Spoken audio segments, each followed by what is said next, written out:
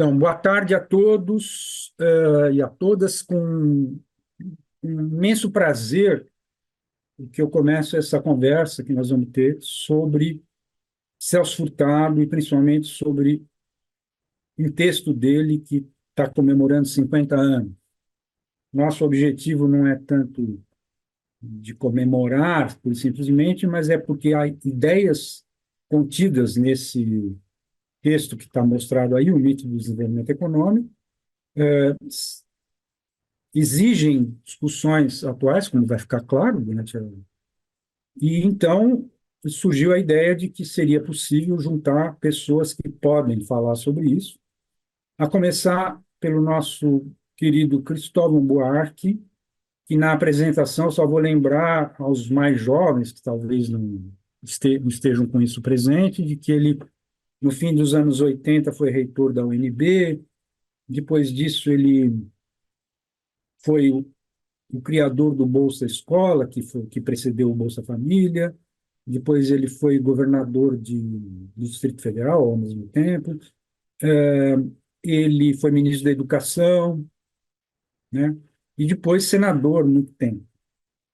Então, acho que isso, sem dar aquelas apresentações formais e ficar lendo o currículo e tal, só o que eu destaquei acho muito Eu acho muito suficiente para suficiente para apresentar apresentar. o Cristóvão.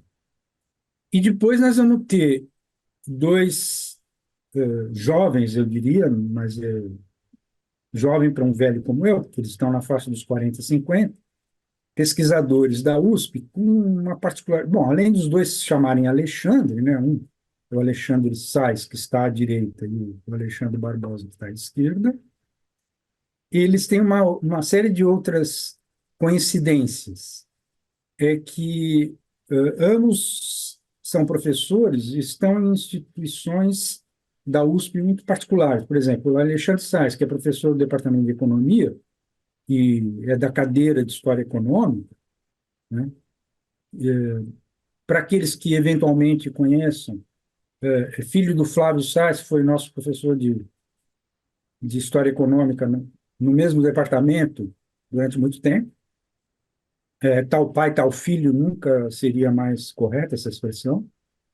E ele está hoje dirigindo o que eu chamo de Biblioteca Mindlin, mas o nome correto é mais comprido, é Biblioteca Brasiliana Gita e José Mindlin, né?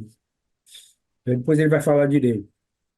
E o Alexandre Barbosa, também com doutorado em economia, etc., ele dirige o Instituto de Estudos Brasileiros, que ele tem uma importância em si, né? Parecido com a Biblioteca Mindlin. Mas, além disso, é um instituto que recebeu o acervo do Celso Furtado, que foi doado pela viúva, Rosa Freire de Aguiar, ou da Aguiar Furtado. Então, eles estão, isso já faz algum tempo que eles receberam, mas eu imagino que depois vai poder falar disso, que eles estejam ainda organizando esse acervo. Que, por exemplo, para as perguntas que nós vamos discutir aqui hoje, pesquisas que não podem ser feitas na biblioteca individual de cada um, talvez possam vir a ser feitas com esse acervo. Eu vou exemplificar principalmente na minha segunda pergunta. A segunda pergunta é que quem leu a sinopse que está na agenda do IEA, que é um texto meio longo para uma sinopse, mas eu não vou falar muita novidade. O que nós vamos discutir fundamentalmente é o seguinte: primeiro, essa ideia de mito de desenvolvimento econômico, tá correta? Nós concordamos com ela? Ou será que, nesses 50 anos, a gente pode ter visões que contradigam essa visão de que o desenvolvimento econômico seria um mito? Isso é uma pergunta teórica fundamental. E a segunda pergunta é mais de caráter história do pensamento econômico, que é o fato do Celso Furtado não ter se referido, aparentemente, né, isso é o que nós queremos checar com essa conversa, pelo menos na impressão de quem organizou, que é a minha. Ele nunca se envolveu em discussões embora estivesse muito próximo de pessoas que faziam disso o principal motivo da vida, mas ele nunca entrou na discussão sobre ecodesenvolvimento, que ocorreu entre esse ano aí, de 74, pelo menos, um pouquinho antes, até os anos 87, mais ou menos, e que foi uma ideia barrada pelo Kissinger. A diplomacia americana se opôs à ideia de ecodesenvolvimento. Então, acabou surgindo, e foi a que emplacou, a que foi selecionada, vamos dizer assim, porque na verdade é isso, né? As instituições selecionam esses termos, esses vocabulários, e foi o que foi selecionado foi o desenvolvimento sustentável, que no sentido, no seu sentido, na sua essência, é exatamente a mesma coisa que era defendido como a ideia do ecodesenvolvimento, que foi uma ideia que surgiu na Conferência de Estocolmo, em 72, nos corredores, assim, o Maurice Strong usou, e depois alguns dos que participaram dos eventos ligados a isso tomaram como uma bandeira, né? Principalmente Inácio Sachs, que eu vou citar já já.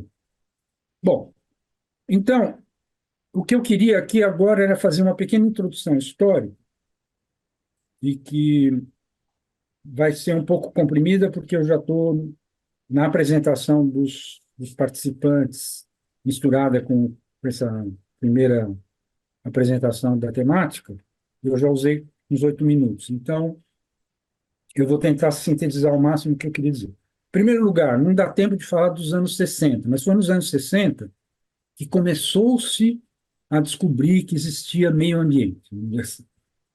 Tá? Eu não, para falar curto. Então, o principal símbolo disso é o livro Primavera Silenciosa, da Rachel Carson, que é do começo dos anos 60, né? Foi publicado em 62.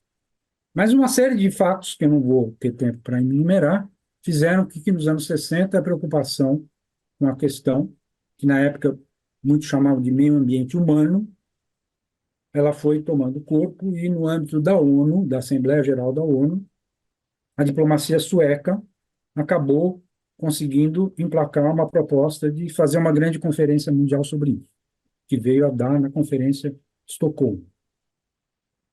Então, o que eu queria principalmente destacar é que às vésperas da. Então, é o seguinte: a partir de Estocolmo, deixou de ser uma questão assim, não sei o que é, ouvi falar, isso aqui, não. Passou a estar na pauta da Assembleia Geral da ONU, de todas as organizações internacionais, etc. E, e o que nem todo mundo sabe, porque isso não é assim muito divulgado, muito conhecido, é que às vésperas de Estocolmo a situação era muito difícil, de situação diplomática, era quase tão difícil quanto a de hoje. Qualquer reunião multilateral hoje, G20, o que seja, é evidentemente bloqueada, dificultada pela geopolítica. E a situação não era diferente na época. Principalmente que quando começou a ter uma discussão, vamos fazer uma grande conferência sobre meio ambiente humano, a posição dos países periféricos, vamos chamar assim, para evitar as outras expressões, foi de extrema desconfiança. Inclusive, mandando recados através dos não alinhados, que era os lá, principalmente, de que eles boicotariam essa conferência. Porque havia uma desconfiança de que isso estava sendo usado como mais um pretexto para impedir as exportações dos países periféricos, etc. Então, o Maurice Strong, que tinha sido da Agência Ambiental Canadense e que foi o encarregado de organizar, ele ficou com esse. Não era o único problema geopolítico, porque a chamada cortina de ferro também tinha suas restrições.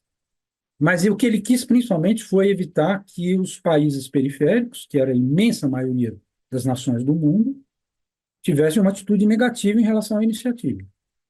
E uma das coisas que ele fez e que foi absolutamente decisiva foi chamar um grupo de economistas do desenvolvimento, como eram chamados, até hoje menos, mas economistas do desenvolvimento que se destacavam muitos, mas, por exemplo, os da CEPAL, né? E ele chamou esse pessoal para uma reunião que foi num vilarejo, acabou sendo um vilarejo suíço chamado Funé. Foi uma reunião muito desconfortável, mas não tinha lugar para fazer essa reunião em Genebra, então eles foram fazer lá. E nessa reunião participaram ao todo e assinaram o documento final uns 27, mas muitos eram funcionários de governo, tipo agências ambientais desse daquele país, etc. Pessoas que não, nem se sabe, nem se encontra hoje na Wikipedia, por exemplo, o que que eles eram. No entanto, tinha uma dúzia de economistas de desenvolvimento de primeira linha.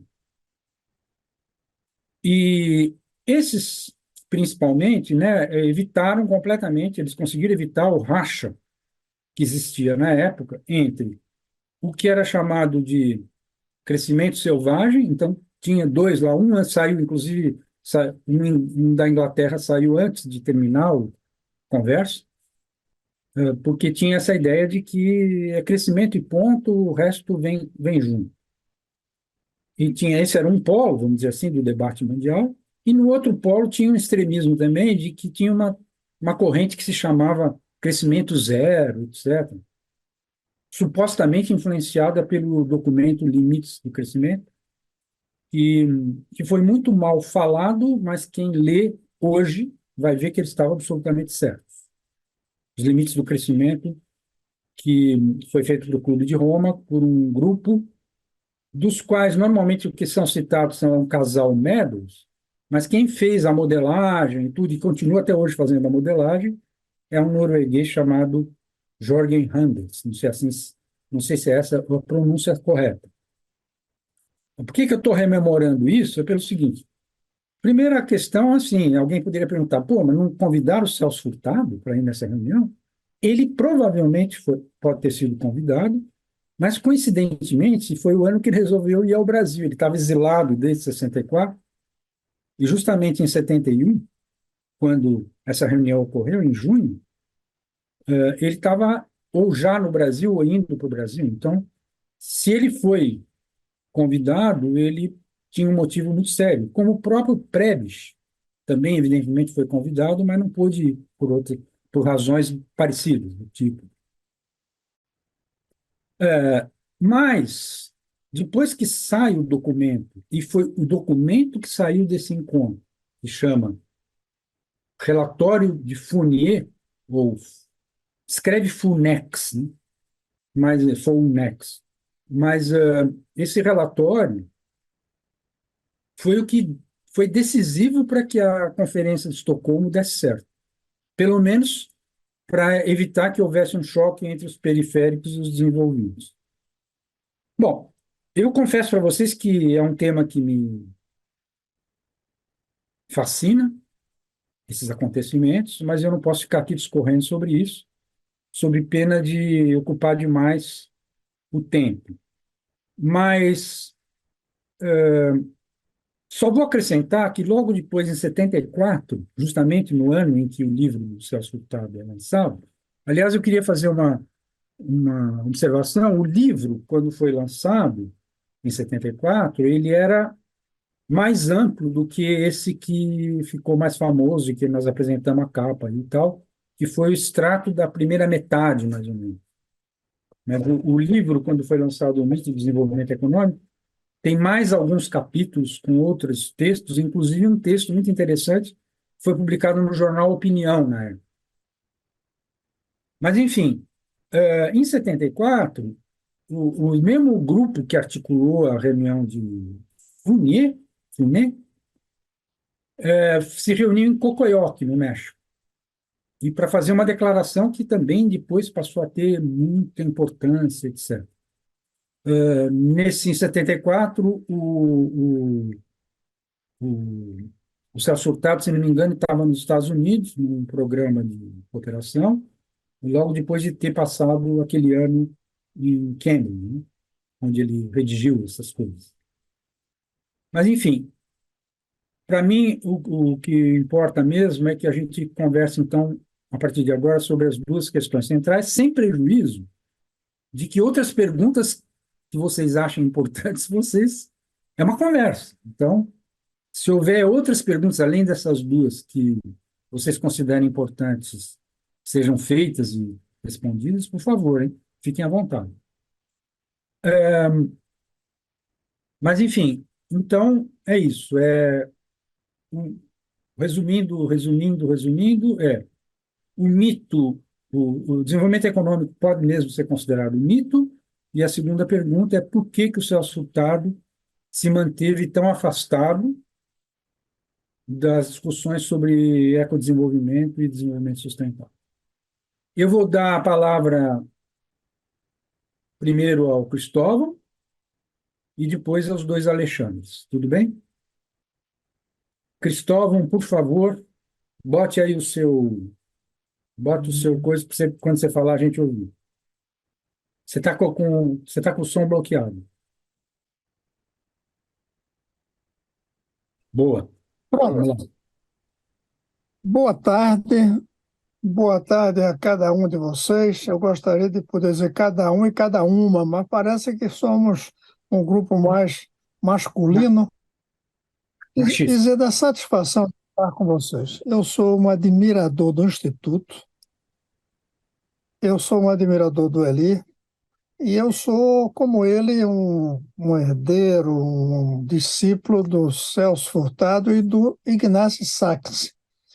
Eu poria mais um pouco, que não sei se teve relações com ele, que é o Josué de Castro. Eu acho que esse é um trio que fez minha cabeça do ponto de vista de pensar os problemas da civilização. Então, eu estou muito contente de estar aqui nessa reunião do Instituto e com vocês. E também o tema. Eu vou discutir menos a segunda, porque é que Celso ficou afastado. Confesso que nem sei se ele ficou realmente afastado e, portanto, não sei por que teria ficado afastado, ou se foi uma questão apenas de circunstância histórica de que 1974 estava muito no começo. De qualquer maneira, nós estamos aqui na linha do que o Sachs, o Stronger, os Middles, né, os dois, juntos com o Clube de Roma, o MIT e a reunião de 72 em Estocolmo, soltaram, lançaram. Josué de Castro também estava presente, eu creio, em 72 em Estocolmo. Então é daí que surge essa ideia do mito. Mas o Celso Furtado foi o que deu esse nome em um pequeno livro do tamanho, mas é um livro marcante do ponto de vista de trazer a crítica a algo que desde os gregos talvez estava presente, que é a ideia do progresso como um destino da humanidade. E, a partir da Revolução Industrial, a ideia de que o destino do progresso era o crescimento, a produção industrial e, um pouco depois, o consumo, ou até mesmo o consumismo. Essa ideia prevaleceu fortemente por 200 anos. O que o Sachs traz é uma crítica a essa ideia, chamando de mito. É muito importante pegar essa palavra, mito. Foi Sachs, foi o Celso que trouxe a ideia do mito. O Sachs trouxe a crítica, o Sachs trouxe uma formulação, o Sachs trouxe a proposta do ecodesenvolvimento, mas a ideia do mito ficou marcada com o pensamento do Celso Furtado. Eu quero acrescentar, com a perspectiva de quase 50 anos, de que esse mito tem 4 pontos fundamentais. O primeiro ponto são os limites ecológicos. Não havia essa consciência até 68, 70. Eu digo 68 quando o Clube de Roma começa a trabalhar, 70 quando se fortalece a ideia, 72 quando é publicado Limites ao Crescimento e se faz a reunião de Estocolmo. Então, esses limites ao crescimento é o ponto central do mito. Percebeu-se finalmente e não dava para continuar o crescimento ilimitado. Alguns podem dizer que isso já vinha 200 anos antes, com a visão de que não era possível crescer, mas aquela visão 200 anos antes era uma visão que não tinha perspectiva do avanço tecnológico. Quando surgem os limites ao crescimento, é levando em conta que, mesmo com o avanço tecnológico, a visão malthusiana ia prevalecer. Obviamente, chamou-se de neo-malthusianos por causa do tempo, mas é a visão de que não dá para continuar aquele ritmo do progresso, aquele gênero de evolução civilizatória. Esse é o ponto número 1 dos mitos que o Celso Furtado traz. O segundo é a ideia do nacional. O progresso era visto na perspectiva de cada país. Não havia uma visão mundial. Apesar de que os modelos dos Middles, do Clube de Roma, era o planeta, do ponto de vista ecológico, mas quando a gente ia para o desenvolvimento, era cada nação. Basta dizer que se trabalha com PIB nacional. Basta dizer que ainda é o fundamental, é a riqueza das nações. Não houve um conceito da riqueza do mundo. Nós ainda estamos devendo esse livro ao pensamento econômico. Um livro sobre a riqueza do mundo e não a riqueza das nações, do Adam Smith. Hoje não há mais dúvida que a reflexão baseada em nação não traz uma perspectiva de longo prazo. Nós quebramos, quando eu digo nós, eu digo a humanidade, quebramos a ideia de que humanidade e planeta eram questões de filósofos. Agora tem que ser questões de políticos, de economia, de técnicos. O mito do desenvolvimento, portanto, para mim, tem uma parte que é o mito do nacionalismo, da visão de progresso, de evolução como uma questão de cada nação. Nós trabalhamos esse tempo todo com a ideia de que o mundo era a soma dos países. Nós temos que trabalhar a ideia de que cada país é um pedaço do mundo. E isso vai exigir um novo tipo de diplomacia, por exemplo, um novo tipo de economista e um novo tipo de políticos, que talvez a gente não saiba como fazer, e um novo conceito de democracia. A democracia, como nós conhecemos, é uma questão nacional e de curto prazo. A crise ecológica não permite mais limitarmos o pensamento ao curto prazo e nem ao conceito nacional. A unidade tem que ser a terra. O problema é que, indo às origens da democracia com os gregos, a terra, com T maiúsculo, não cabe na ágora. A ágora é o espaço onde a democracia define seu futuro, o futuro da unidade social e política. A ágora é o planeta inteiro. Mas a democracia ainda é uma questão nacional. O eleitor, ele é egoísta e imediatista.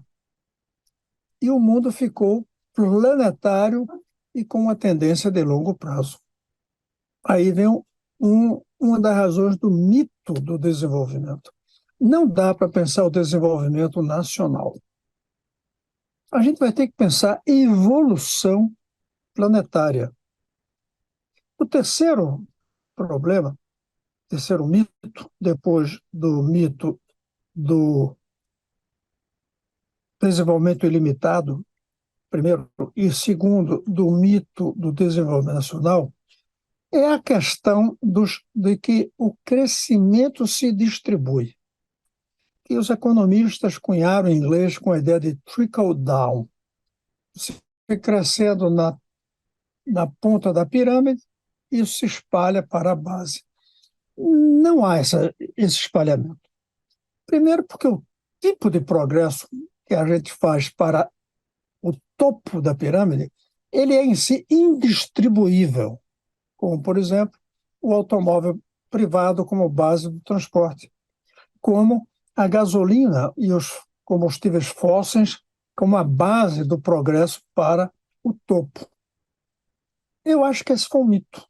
O mito da distribuição da renda, da distribuição dos bens e serviços, da distribuição automática do progresso. É um mito. O progresso tradicional, progresso industrial, não se distribui para a base. Ajuda a criar mecanismos de distribuição, mas não há uma distribuição automática. E o quarto mito, para ficar em quatro, podemos explorar outros.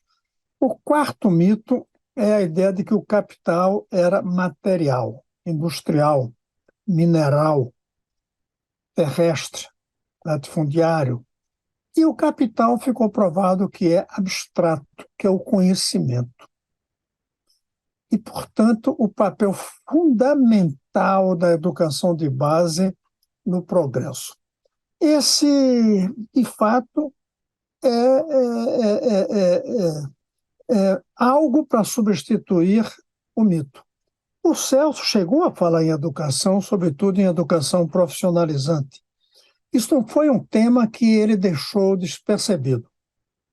Mas poucos de nós no Ocidente percebemos, eu posso dizer que era jovem na época, embora não tão jovem, mas não fazia parte de quem pensava, nós no Ocidente não conseguimos ter a influência confuciana que os sul-coreanos tiveram, que os chineses estão tendo, que a Ásia em geral está tendo.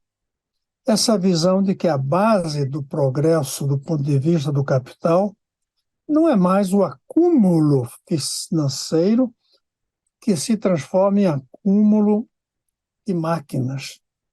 O capital daqui para frente vai ser o acúmulo de conhecimento, ciência, tecnologia, a partir da educação de base. Então, eu costumo falar, e vocês me provocam nesse sentido, de trazer essa ideia dos 4 mitos, ou as 4 razões para o mito, que o Celso Furtado nos fez despertar com aquele livro, que só o título já é um marco fundamental, chamado de Mito ao Desenvolvimento. Mas, tentando pensar na frente, quais são os desafios? Um desafio, primeiro, é essa ideia de pensar a riqueza do mundo. Pensar cada país como um pedaço do mundo, e não o mundo como a soma dos países. Não sabemos ainda como fazer isso. Não sabemos na diplomacia, cada diplomata ele é um defensor do seu pedaço, sem perspectiva mundial. Não sabemos como fazer isso na política, porque a democracia é uma questão nacional, não é uma questão planetária. Eu cheguei a trabalhar a ideia da humanocracia, mas não seria um governo mundial, seria apenas definir regras, valores morais da humanidade que cada democracia nacional teria que se submeter. A Amazônia continua nossa, mas os eleitores brasileiros não poderiam destruir a Amazônia, porque ela estaria protegida por um escudo moral planetário. Mas quem define esse escudo são os presidentes de nação. E aí um assina um acordo, o outro rasga, como a gente viu com o Acordo de Paris. Então, primeiro, o desafio para vencer o mito é como trabalhar a riqueza do mundo. O segundo é como trabalhar o equilíbrio ecológico e submeter o PIB a uma questão que leva em conta as deseconomias ecológicas. Ainda não sabemos. Muitas tentativas de muita gente, até o próprio Marcosi chegou, de vez em quando chega um que fala no Butão, com o seu índice de felicidade, mas ainda não definimos, temos o IDH, mas são arranjos. Não definimos ainda como ter um índice de progresso que leve em conta as deseconomias ecológicas. E o terceiro desafio, que é aquele ao qual eu dedico a minha vida como político do Brasil, não no sentido planetário, que é o papel da educação. A educação não apenas como alfabetização, nem também com aquilo que eu venho trabalhando, que é a alfabetização para a contemporaneidade. que é muito mais do que saber ler. São 10 itens que eu vou falar aqui. Falar mais de um idioma, saber ler e escrever o seu idioma, saber das bases da matemática, da filosofia, ser capaz de continuar aprendendo depois da escola, adquirir solidariedade com os seres humanos e com a natureza, ter um ofício para poder ajudar no mapa para procurar sua felicidade. Não é apenas a educação de base alfabetizadora para as letras e para o mundo contemporâneo. É a educação de base no sentido de mudar a mentalidade do ser humano do progresso tradicional para um progresso futuro. Ou seja, qual é a educação para superar o mito do desenvolvimento? Eu creio que esse é um dos Beleza. desafios fundamentais. Qual a educação para que as crianças do mundo, e não apenas de um país ou outro, superem esse preconceito que ainda existe, mesmo 50 anos depois do Celso Furtado ter escrito seu livro, esse preconceito que ainda existe com o desenvolvimento. Ainda que alguns chamem de sustentável, mas ainda está a palavra do desenvolvimento. Esse, para mim, é o terceiro desafio, depois da riqueza do mundo, depois em vez de chamar equilíbrio ecológico, eu gosto de chamar mais a harmonia. A harmonia entre os seres humanos e a natureza. Daí, talvez, uma sensibilidade grande que eu tenha hoje para o pensamento oriental, budista. Não que eu seja religioso. Longe de mim virar um budista religioso. Mas esse sentimento de unidade entre o homem e a natureza, que vem do budismo, até mesmo com todos os seus desvios para nós, o hinduísmo, o taoísmo, essa sensação de equilíbrio. E aí eu ponho outro oriental, que é Confúcio, e é a ideia da educação, uma base da construção de uma nova mentalidade que rompa com o mito do desenvolvimento. É isso ali que eu tinha para colocar como provocação para essa tarde, em que eu espero que nós comecemos não, marquemos esse aniversário desse livro seminal que o Celso Furtado fez, além daqueles outros todos. Por isso, eu estou muito feliz de estar aqui com vocês. Um grande abraço para cada uma e para cada um. Muito obrigado, e acho que não só nós aqui, mas todos os que estão nos assistindo estão sentindo a mesma coisa e ficaram muito contentes com a sua brilhante exposição inicial para abrir as conversas. Os dois colegas que se seguirão, eu não disse ainda, mas eles estão escrevendo um livro, inclusive, sobre o Celso Furtado, né, que provavelmente aparecerá ainda este ano, né, estará aí disponível nas lugares ainda este ano. Vocês, dois Alexandres, que vão me dar uma certa dificuldade para chamar, vou ter que usar sobrenomes, vocês decidiram quem fala antes, quem fala depois? O Zé a gente conversou sim, fica à vontade para chamarmos de Barbosa e Sais, Tá. tá? Para facilitar. A gente conversou que eu começaria nesse bloco e que no segundo bloco o meu querido Xará começaria. Eu queria, antes de iniciar a minha intervenção, agradecer muitíssimo o convite do Zé Eli. Eu acho que ter a iniciativa de celebrar o lançamento do livro, inclusive trazendo questões provocativas, eu acho que é assim que se gera conhecimento, por meio do debate. Não necessariamente todos nós vamos concordar, mas vamos aprender muito uns com os outros, não é mesmo? E queria dizer que é uma honra estar aqui com o Xará. O livro vai se chamar Celso Furtado, Trajetória, Pensamento e Método. Depois, em algum momento, a gente pode até discutir como é que essas três coisas estão vinculadas. É até interessante ouvir aqui o senador. Eu queria fazer uma saudação ao professor Cristóvão Buarque, que não vai se lembrar de mim, mas no final dos anos 80 eu ingressei na graduação da Unicamp. Mas eu nasci em Brasília. né? Então, na época que ele era reitor, os meus amigos de fazer economia lá no UNB, o UNB teve uma revolução educacional no período que esse nosso teve uma longa trajetória política, era debate com alunos, eu te fiz perguntas na época, já era fascinado por seu resultado, então é uma honra tê-lo aqui. Queria também só fazer uma pequena correção, Velho, eu não sou diretor do IEB, tá? Então é importante fazer essa... O IEB é dirigido pela professora Mônica Dantas, tem a vice, que é a Luciana Galvão, tá? Soares Galvão, escreveram um artigo até no Jornal da USP, importante hoje. Eu sou um professor de História Econômica e Economia Brasileira do IEB. Então, eu peço desculpas e assinalo que foi o segundo machismo, né? Porque esqueci. Não, fantástico. O primeiro, no caso, foi ter organizado esse evento só com homens.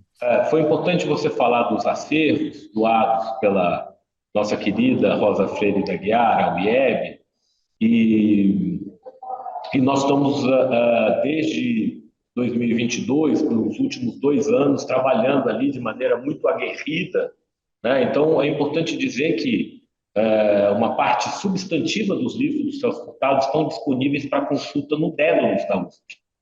Tá? Muito fácil entrar, fazer a consulta. E nós temos um volume muito expressivo de documentos pessoais que se encontram no arquivo do IEB. É só entrar no arquivo do IEB, catálogo online, Celso Furtado. Existem ali uma quantidade grande de documentos disponíveis para o acesso. Isso graças a uma parceria que o IEB desenvolveu com a FEFELESH, tá? Que é importante dizer também. Eu queria começar minha intervenção dizendo que esse livrinho aqui, que eu tenho a 4ª edição, o que é interessante é que a 4ª edição é de 74. Eu tive, no ano de 74, 4 edições com tiragem de 10 mil exemplares. É importante registrar o impacto desse intelectual no auge da ditadura militar, colocando questões da fronteira do tempo, ou seja, ele está citando nada mais, nada menos que o Georges Reagan, né, que é a pessoa que falou da lei de entropia, o processo econômico, citando o Limits to Growth, né, o documento do MIT, mas está trabalhando com isso a partir do seu equipamento conceitual. Tá? Então, tem uma maneira peculiar. Então, eu queria ressaltar isso. E eu diria que a dimensão ecológica aparece nesse livro de maneira estratégica. E ela vai ser encontrada, eu iria falar, caso tivesse uma exposição, ao longo de toda a obra do Celso Furtado, desde a tese de doutorado de 1948. Recording in progress. Alguém pode chegar e discutir se é incorporada suficientemente, mas ele tem ali, na economia colonial, uma discussão citando o naturalista Saint-Hilaire e mostrando como a monocultura no litoral do Nordeste, terra dele e do Cristóvão, afeta o regime pluviométrico do sertão, gerando uma calamidade humana. Está presente ali na tese de doutorado de 48. Né? E aí, a discussão de mito, esse trabalho de acervos, ao qual eu estou ingressando agora de maneira mais presente, por conta dos acervos do Celso Furtado, se a gente pega os diários intermitentes, são os diários do Celso Furtado publicados pela Rosa Freire Aguiar em 2019, velho, eu acho que o Celso Furtado, escrevendo para o seu diário, ele nos ajuda a entender o que ele está entendendo por mito. Tá? Eu vou citar uma nota escrita em Cambridge, no dia 31 de maio de 74. Tá? Está na página 233 dos Diários Intermitentes. Ele está numa crise de angústia. Né? Cada vez mais penso na inutilidade, ou melhor, na insignificância do que fiz. Por que ele está falando isso? Porque ele diz que nunca se considerou propriamente um intelectual. que ele era um intelectual que atua politicamente. Tirar a política dele é impedi-lo de respirar. Então, ele está se lamentando disso. Aí ele fala, todos os mitos em que acreditei. Existirá algo fora dos mitos em que se possa acreditar? E será que são mitos quando neles acreditamos? Então, na verdade, o que tem aí, segundo a minha interpretação? Tem uma sutil autocrítica da batalha do desenvolvimento nacional da qual ele participou, que ele supera no terreno da análise. Tá? Então, é importante dizer que na obra anterior dele, tanto no Formação Econômica do Brasil, como no Desenvolvimento e Subdesenvolvimento, não existe a noção de desenvolvimento per se. Existe a noção de superação do desenvolvimento, que envolve atuar na esfera econômica, então tem desenvolvimento econômico, social, político e cultural. Obviamente que ele se detém mais na questão econômica, mas ele está sempre enfrentando essas outras dimensões. Então, o mito significa uma radicalização do seu pensamento, ampliando o seu método e produzindo uma nova interpretação. Então, a minha maneira de entender, o método histórico estrutural foi praticado no Brasil por vários autores. Eu tenho até falado de um estilo de interpretação histórico-estrutural, que tem aí o Darcy, que o Cristóvão tanto gosta, o Florestan Fernandes, Rangel, Caio Prado, e depois a geração dos anos 70 da Unicamp, onde eu me formei, e os economistas do SEBRAE. Cada um operacionaliza esse método a partir de suas variantes teóricas. Tá? Eu não vou conseguir dizer quais são os pilares básicos do método histórico-estrutural, que é o meu objetivo de pesquisa. Mas, então, quando ele está dizendo do mito do desenvolvimento, é que ele está percebendo que o processo de desenvolvimento, a industrialização, sem reformas de base, operacionalizada a partir do modelo brasileiro na ditadura militar, não levou à formação de um sistema econômico nacional, não internalizou o centro de decisão. Esse é o argumento dele. Então, ele começa saudando o MIT, está abandonada a hipótese de um sistema aberto no que concerne a fronteira dos recursos naturais. Ele está na fronteira do pensamento, tendo sido chamado ou não, isso a gente pode até averiguar no arquivo. Qual que é o problema dele? Antes de colocar o problema dele, na mesma página 20 do livro, dessa edição antiga, ele não está criticando aí o pessoal do MIT. A crítica dele é outra.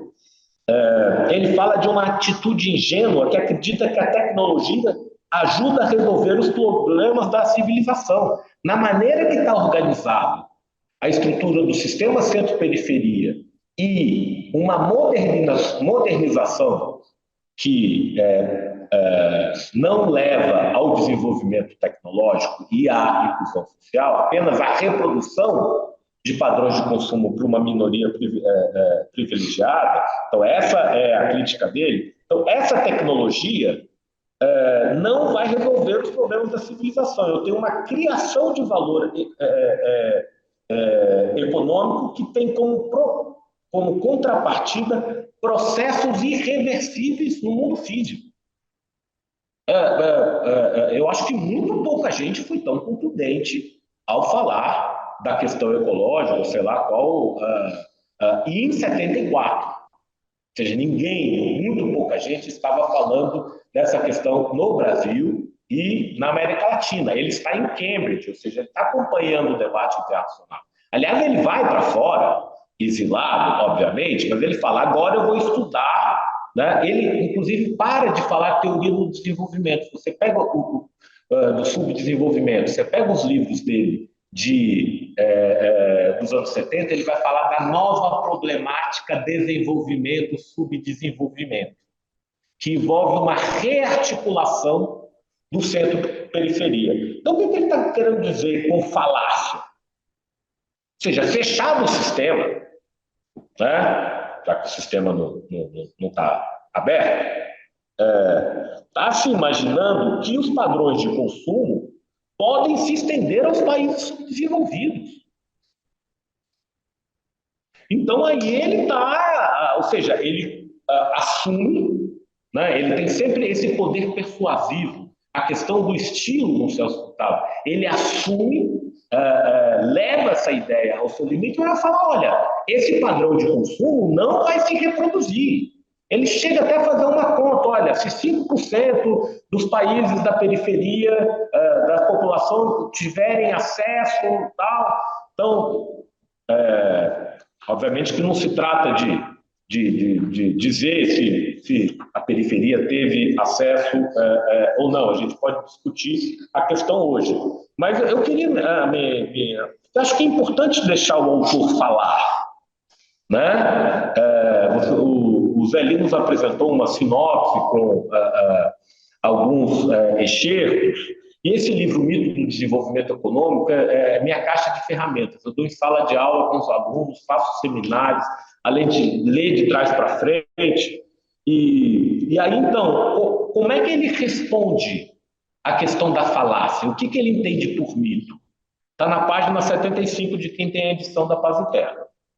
Temos, assim, a prova definitiva de que o desenvolvimento econômico, a ideia de que os povos pobres podem, algum dia, desfrutar das formas de vida dos atuais povos ricos, é simplesmente irrealizável. Essa é a falácia. Como o senador apontou, não dá para pensar em desenvolvimento mais em termos nacionais. Se eu não entendo a rearticulação do sistema centro-periferia, que eu tive nos anos 70, e ele chega a pensar numa internacional periférica, né? Nesse livro, e depois no Criatividade e Dependência na Civilização Industrial, que é um livro que a questão ecológica está de novo presente, 4 anos depois. Sabemos agora, de forma irrefutável, que as economias da periferia nunca serão desenvolvidas no sentido de similares às economias que formam o centro do sistema capitalista. Mas como negar que essa ideia, que se converteu em mito, tem tido grande utilidade para mobilizar os povos da periferia e levá-los a aceitar enormes sacrifícios para legitimar a destruição de formas de cultura arcaicas, para explicar e fazer compreender a necessidade de destruir o meio físico, para justificar formas de dependência que reforçam o caráter predatório do sistema produtivo. Então, aqui me parece que eu tenho, mais do que uma teoria, um estilo de interpretação de pensar o Brasil dentro de uma totalidade maior. Né? E aí, nesse livro Criatividade e Dependência na Civilização Industrial,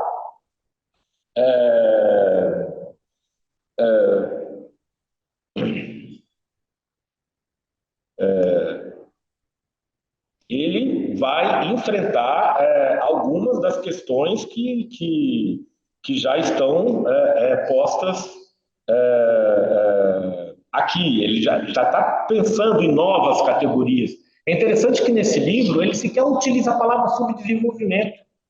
A dependência passa a ser o elemento estruturante desse panorama, né? Aqui ele já está defendendo uma antropologia filosófica, uma antropologia filosófica que fuja do reducionismo econômico-sociológico.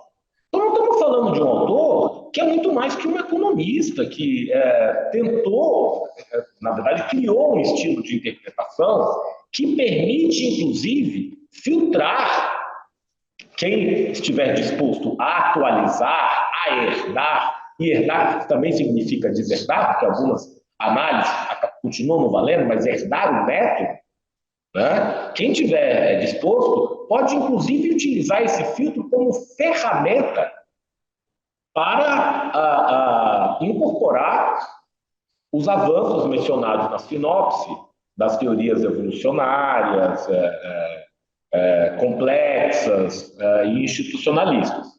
né? Agora,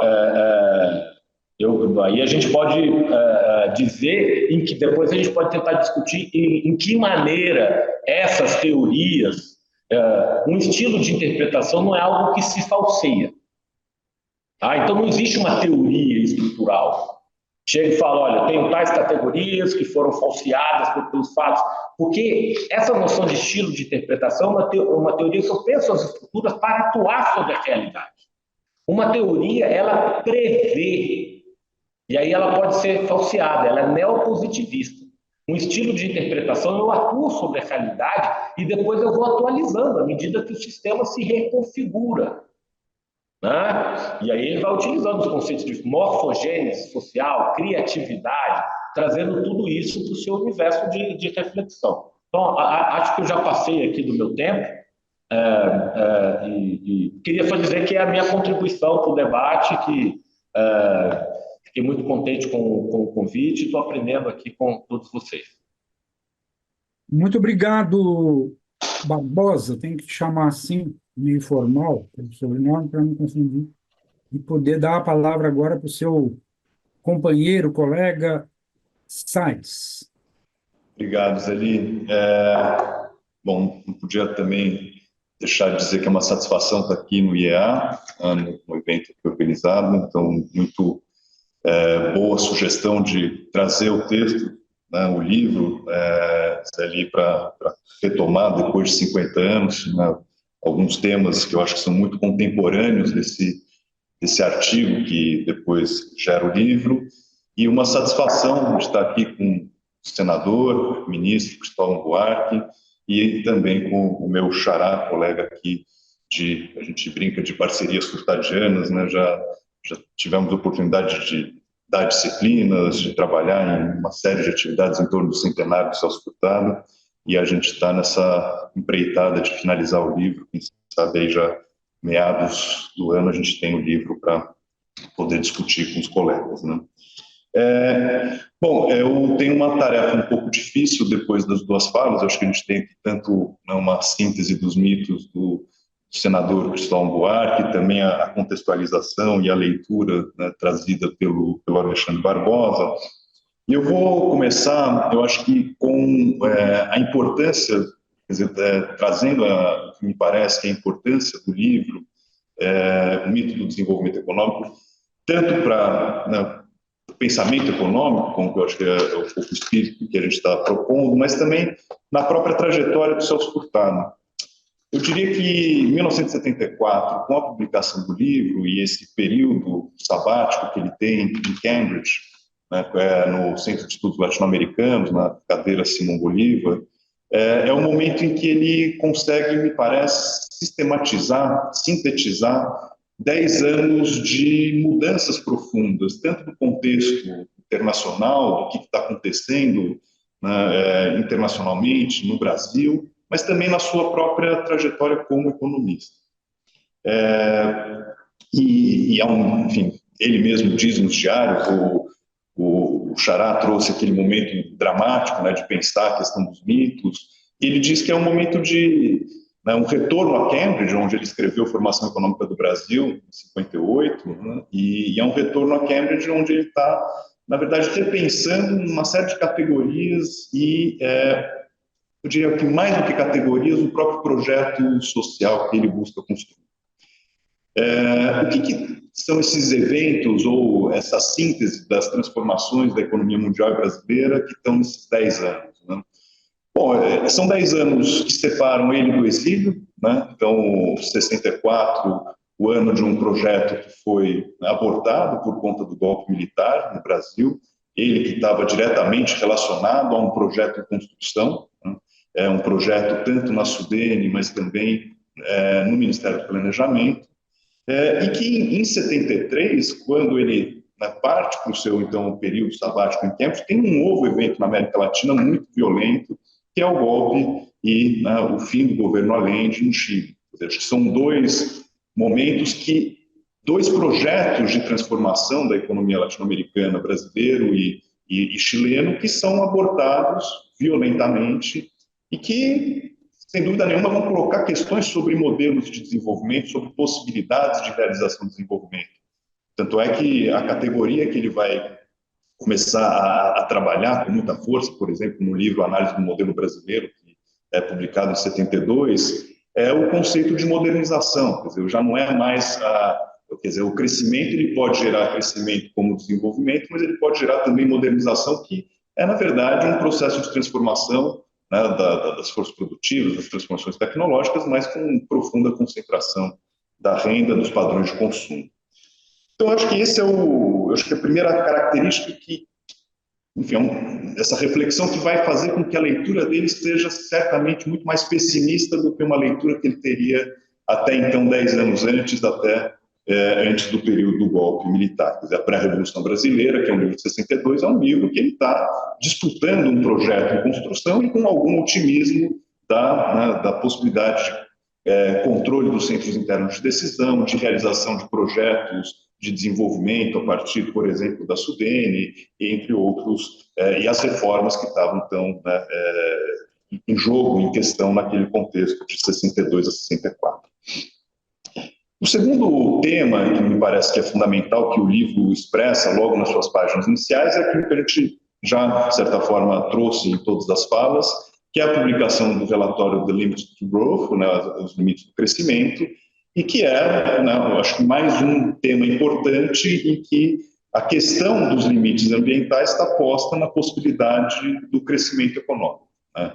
Ele faz a ponderação, evidentemente, né, do que é a possibilidade desse crescimento econômico, dizendo que talvez os limites, o relatório dos limites de growth, né, entendia uma possibilidade de uma disseminação universal desse modelo de desenvolvimento, que ele questiona, mas eu acho que não invalida o que está na essência da crítica do relatório, que ele incorpora, que é, bom, temos uma questão ambiental a ser, né, levada em conta para pensar o desenvolvimento econômico, para pensar as possibilidades, né, de disseminação de um dado modelo de desenvolvimento. Né? Então, esse eu acho que é um outro tema fundamental que está muito claro. E um outro que, ainda que não apareça explicitamente, quer dizer, não me lembro se aparece explicitamente, eu não retomei o livro com esse olhar, mas está lá, inclusive no projeto, que me parece que é um projeto político, como o Alexandre Barbosa diz, que é de pensar, né, nesse lado internacional e um pouco a questão de como a periferia pode se organizar internacionalmente, que é o choque do petróleo de 73 e as articulações em torno da OPEP, que já é uma instituição desde os anos 60, mas que em 73 passa a ter um poder político até então, né, com uma característica muito nova de intervir na possibilidade de crescimento econômico mundial. Né? Acho que então isso mostra, né, aquilo que é, né, o espaço onde há toda uma discussão de dependência, do fim dos centros internos de decisão, da interferência do capital estrangeiro, mecanismos que a periferia poderia se valer para contrapor, né, a força do capitalismo, a força da expansão do capitalismo. Então, acho que isso nos leva para dois projetos ou duas sínteses que o Celso Furtado vai extrair a partir, me parece, do mito do desenvolvimento econômico, que são fundamentais. Uma é a questão do mito, sua primeira pergunta, né, quer dizer, o que é esse mito, afinal de contas, né, o que está por detrás do mito, e a segunda questão é a questão ambiental, como que elas estão articuladas, né, mas eu acho que dá para trabalhar essas duas questões em dois momentos distintos.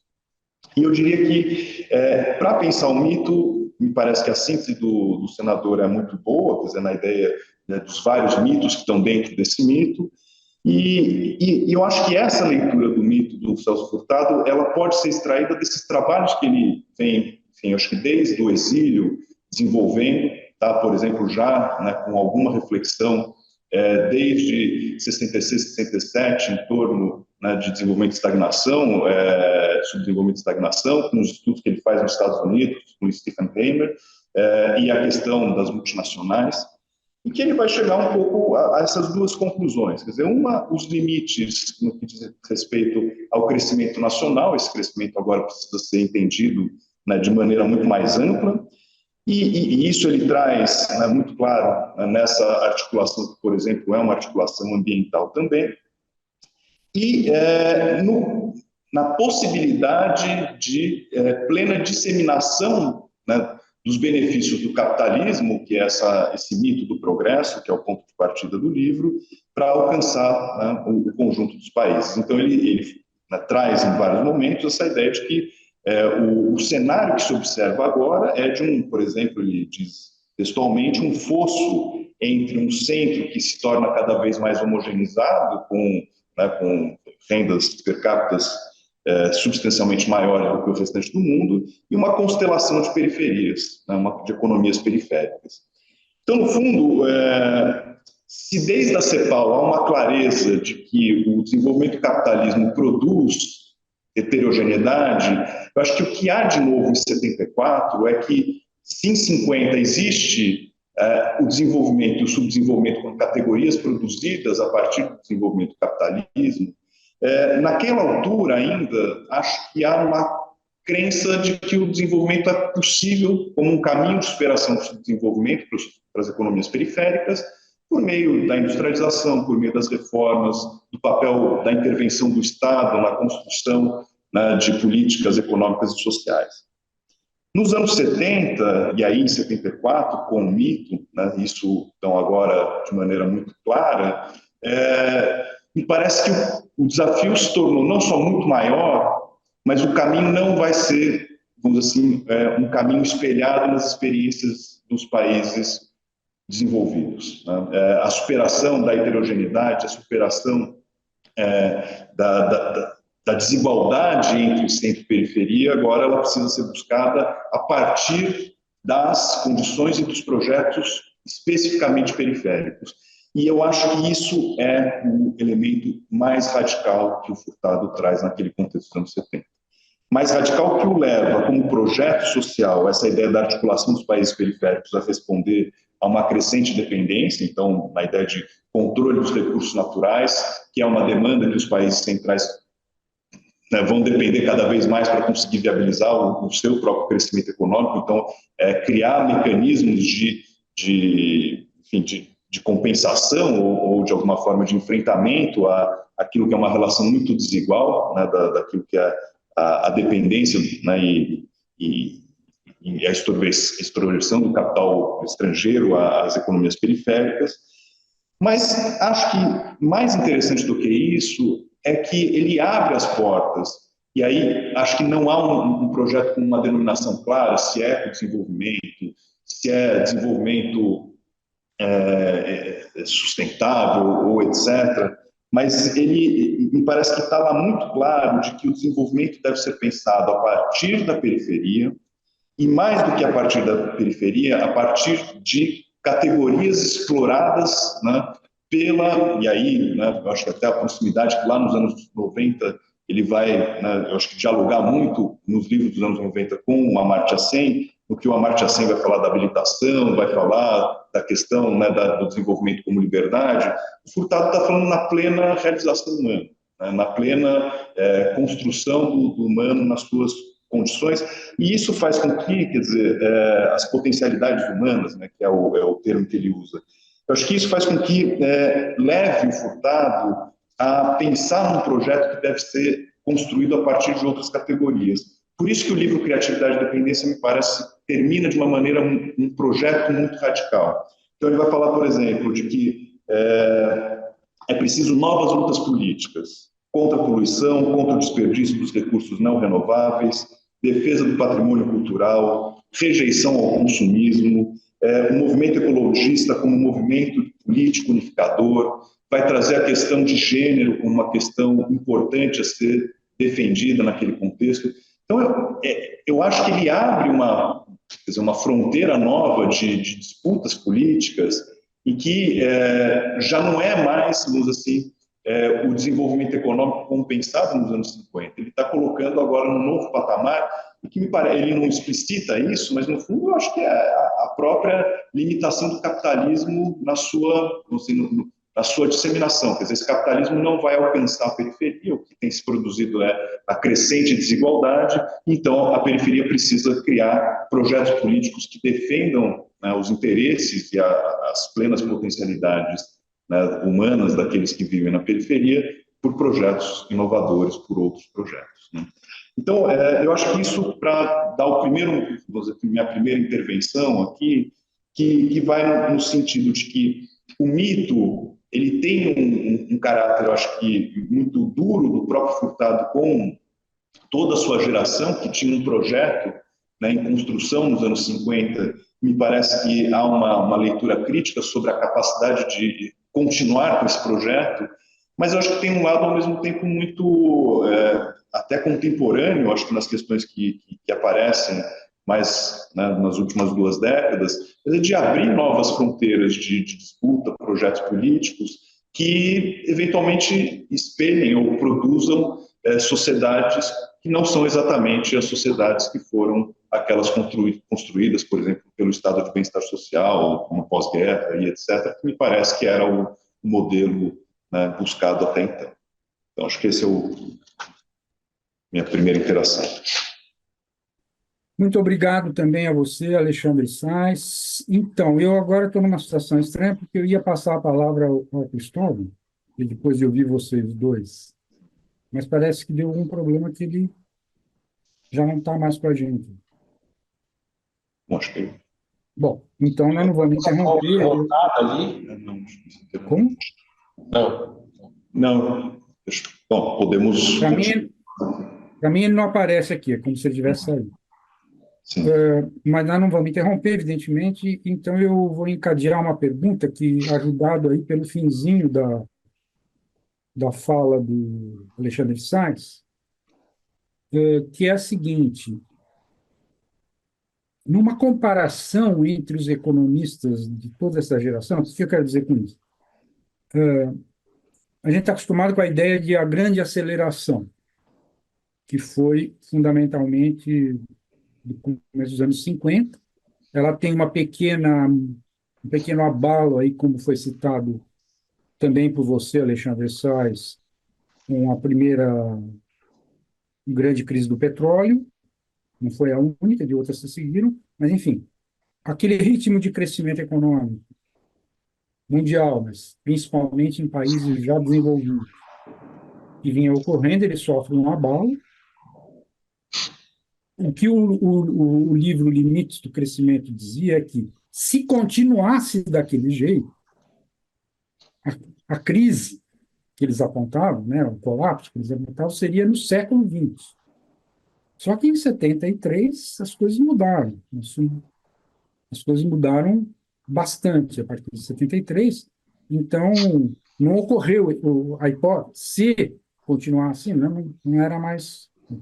E a avaliação que foi feita lá na Austrália por um professor que quis aí ver o que aconteceu exatamente, então, confirmou os dados da modelagem deles. Então, isso eu acho que foi um grande, uma coisa que deve ser destacada em relação ao Celso Furtado aí nos começos dos anos 70, é que,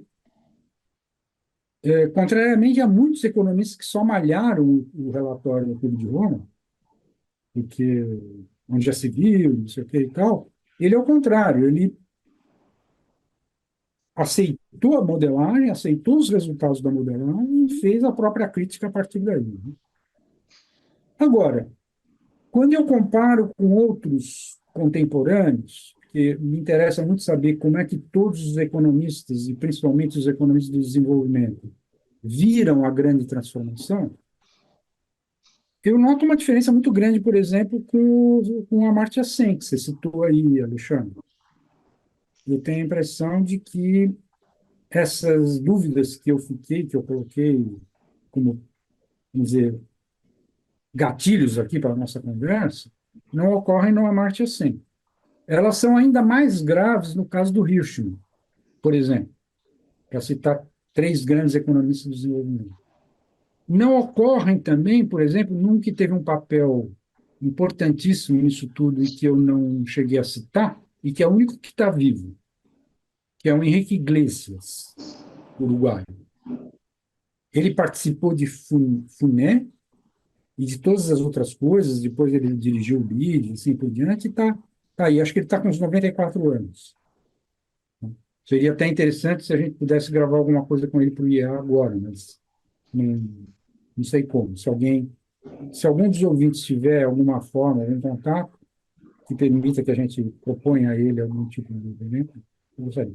Mas, enfim, para relançar a conversa e podendo passar para o Alexandre Barbosa antes, né, para você não se... Mas, enfim, como vocês preferirem, tanto faz a ordem, quiser começar. nessa comparação com outros economistas, não é estranho o fato de que o Celso Furtado tenha passado esse período todo até o falecimento dele em 2004, sem se referir ao desenvolvimento sustentável que pegou e ao debate anterior que não pegou, o ecodesenvolvimento? Vocês acham que isso é normal, assim, não tem problema? Isso não constitui um problema. Bom, acho que eu começo, a gente faz o... Como vocês quiserem, como vocês acharem melhor. Até para o... Estou vendo o Cristóvão voltar, mas Isso, acho que aí deixa vamos manter o que a gente está combinando, aí depois eu falo com ele. e aí retorno com ele, né, no final. Eu queria começar, na verdade, trazendo, eu acho que para ilustrar um pouco como a preocupação é isso. Eventualmente, como vocês quer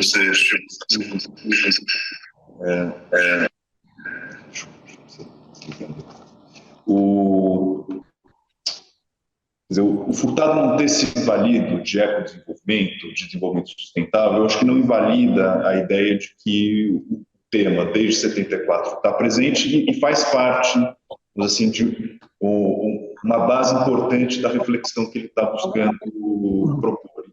Então, eu vou tentar trazer um pouco o que Tá, eu mas acho. espera, deixa eu te fazer uma pergunta mais direta, então. Por que você acha que ele manteve essa distância? Não, isso vou chegar lá. Eu acho que, para começar, eu trago um depoimento que está na autobiografia, no Ares do Mundo, que é de 91, e é enfim, uma memória que ele traz no contexto, né, ele como membro do Conselho Diretor da Universidade das Nações Unidas, e faz uma fala na universidade em 1981 que diz o seguinte: em busca da solidariedade da sociedade global. É um pequeno parágrafo onde ele diz: o paradoxo de nossa época é que somos todos os povos interdependentes, mas nem sempre solidários. Então, essa ideia da interdependência que está lá no mito como ponto. Peixe não embora. Estamos todos empenhados num amplo e mesmo processo de transformação que, com frequência, gera conflitos de elevado custo social e ecológico. Como evitar esses conflitos, que esses conflitos se agravem, que seus custos venham a ser insuportáveis? Um pouco mais à frente, trabalhando com a ideia dessa solidariedade que deveria ser construída, ele diz: como uma alternativa que todos os povos devem pela sobrevivência do planeta como uma terra habitável. Então, me parece, quer dizer, para pensar o desenvolvimento, né, retornando, quer dizer, ele é parte de uma geração que tinha, né, assim, um caminho, de certa forma, é isso. Por mais que, por exemplo, pensar o Brasil nos anos 50, há um conjunto, né, assim, de debate substancial em como construir esse desenvolvimento. Existe alguma, enfim, vamos dizer assim, um projeto mais ou menos consensual que passava pela industrialização, por alguma coisa em torno da igualdade, mas como essa igualdade chegaria, eram caminhos, né, muito diferentes. O perfil da industrialização seria mais nacional, mais associada também, você tem grandes divergências, mas existe um certo consenso de que era preciso ampliar, né, a produtividade, a renda nacional, e isso criava um caminho, né, para talvez reduzir as disparidades entre os países periféricos e os países centrais. A partir de 70 mudou, quer dizer, me parece que esse caminho é insuficiente. Criatividade e Dependência é um livro em que ele está estudando outros caminhos, então ele vai entender justamente a ascensão, né, dos países asiáticos e estudar o que significa, como que se deu esse conjunto de transformações em torno de países asiáticos, vai fazer reflexões sobre a China e as condições da China. E E o tema ambiental está posto como uma possibilidade para essa articulação dos países periféricos, como eu disse anteriormente, mas também como limites a que haja, porque não existe condição, né, na reprodução de um tipo de projeto que foi, né, enfim, disseminado, esse mito do progresso, que pode ser, então, trazido para dentro, né, das experiências periféricas. Bom, dito isso, o que é a trajetória, me parece, do Furtado dos anos 80 à frente? É justamente perseguir esse novo caminho. Esse novo caminho em que ele tem um papel decisivo, quer dizer, está muito presente, tá, nos debates em torno da redemocratização, e aí ele vai ter uma releitura ou vai trazer uma contribuição sobre o papel da cultura. Então, o desenvolvimento já não é simplesmente a questão material, mas passa, o quarto mito falado pelo senador Cristóvão, quer dizer, passa por categorias outras que têm a ver com educação, têm a ver com cultura, uma cultura de aspecto mais amplo, inclusive político, de participação, de compreensão da sociedade. E eu acho que chegamos aos anos 90, né, quando em 92, com a Rio 92, o tema do meio ambiente está lá, muito claramente, no Brasil como um todo, está lá, de novo, como um instrumento, né, como essa passagem do Ares do Mundo deixa claro, um instrumento que pode criar algum tipo de coordenação internacional. Então, ele olha para aquela ONU criada, né, no pós-guerra como o espaço para evitar o que era, né, a grande questão, que era, né, uma hecatombe nuclear, e agora ele falou, mas agora o problema é a hecatombe ecológica. Então, é o fórum onde a gente pode criar uma espécie de governança ou né, de produção coletiva internacional. E deixo uma frase para concluir. E eu acho que, qual é a questão? Por que ele não incorpora ou, eventualmente, não absorve completamente ecodesenvolvimento, desenvolvimento sustentável? Porque ele reconhece isso como uma questão que tem que ser tratada num fórum, como a Rio 92 internacional, mas, ao mesmo tempo, ele está muito preocupado com um tema que é a questão da desigualdade, a questão do profundo problema que é, por exemplo, a fome, como aparece com grande força nesse mesmo livro de 92, O Brasil, a Construção Interrompida. Ele falou, olha, a gente tem que lidar com uma questão urgente, que é a questão da pobreza, uma questão da fome, uma questão da desigualdade da sociedade brasileira. Para isso, e esse eu acho que é o tema que está lá no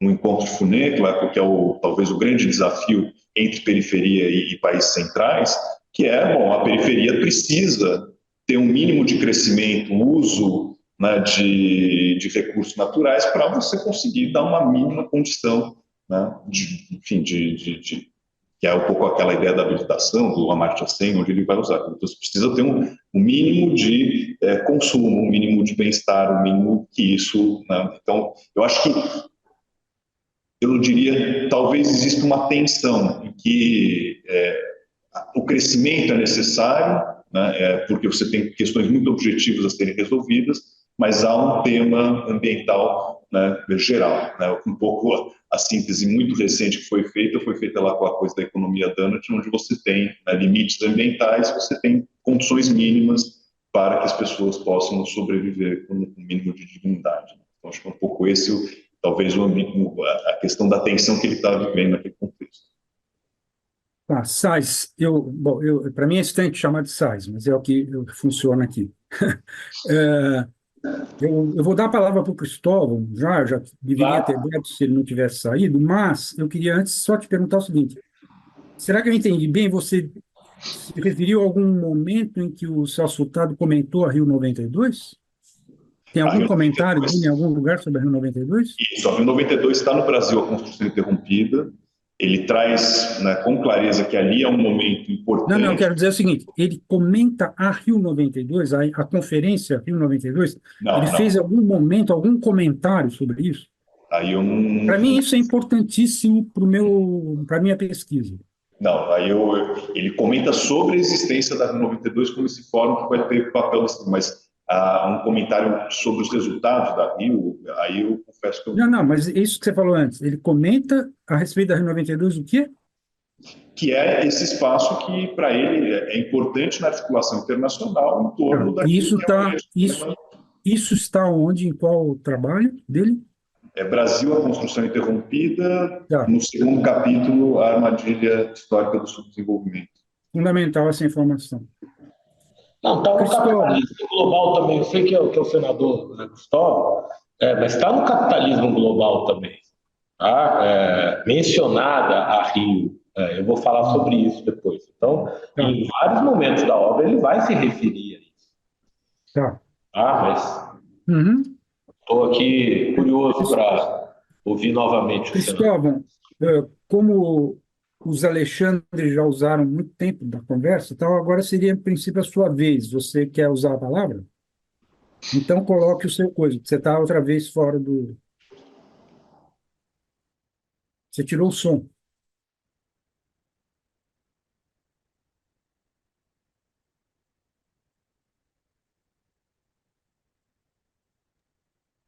Ah, Pronto. bom. Desculpe, mas é que eu sempre desligo para não atrapalhar com os ruídos ao redor, É. e não atrapalhando pela dificuldade em retornar. Uhum. Eu quero dizer que eu gostei muito das apresentações, e essa sua questão, Elis, o Celso Furtado ficou de fora ou dentro do grande debate mundial sobre um desenvolvimento alternativo? Eu acho que ele ficou tão dentro que até hoje a gente está discutindo o livro dele. O livro que foi pioneiro e seminal na crítica, pelo menos, ao modelo de desenvolvimento. Aí você pergunta se a gente tem instrumento que mostre o envolvimento dele. Eu confesso que, do ponto de vista de texto, livro, não consigo lembrar agora. Vou até procurar isso. Uhum. E quem sabe a Rosa, se estiver participando disso e assistindo, ela vai localizar certamente. Agora, o que eu lembro é que naquela época de 72 eu estava com Sachs, trabalhando com ele, estudando com ele, fazendo doutorado com ele, e com Celso, e com o José de Castro, que terminou sendo da minha banca. E todo o tempo que eles falavam, sempre o nome do Celso Furtado aparecia. Eu não sei se ele fez parte da equipe formalmente que elaborou aqueles documentos, tanto o documento lá de Estocolmo como o documento do Clube de Roma.